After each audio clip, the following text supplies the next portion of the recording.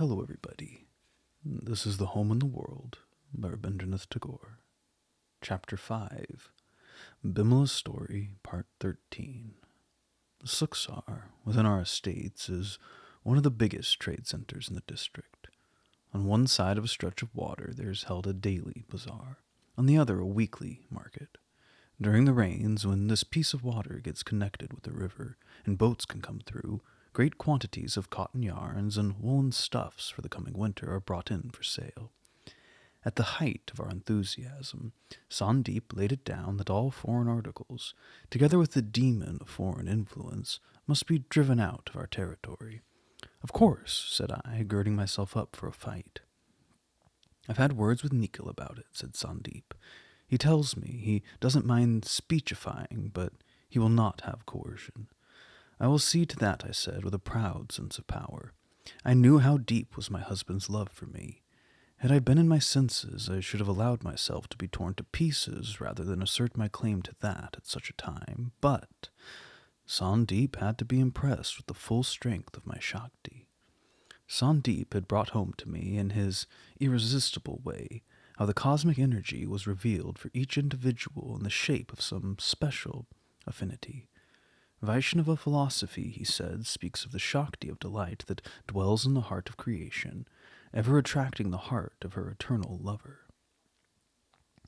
Men have a perpetual longing to bring out this Shakti from the hidden depths of their own nature, and those of us who succeed in doing so at once clearly understand the meaning of the music coming to us from the dark. He broke out, singing. My flute, that was busy with its song, is silent now when we stand face to face.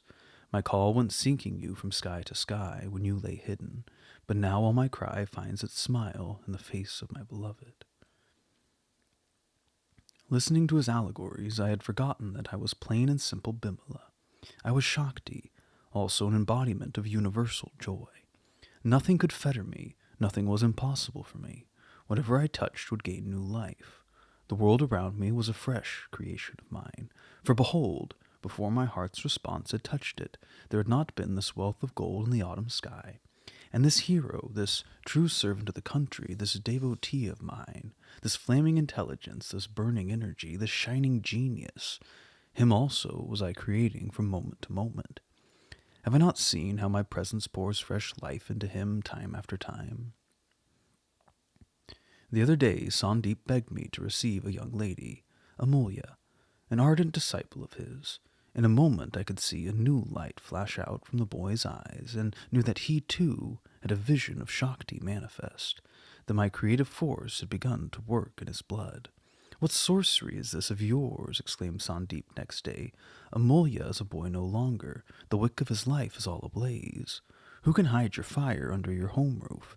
Every one of them must be touched up by it sooner or later, and when every lamp is alight, and a grand carnival of a Diwali we shall have in the country. Blinded with the brilliance of my own glory, I decided to grant my devotee this boon. I was overweeningly confident that none could balk me of what I really wanted. When I returned to my room after my talk with Sandeep, I loosed my hair and tied it up over again.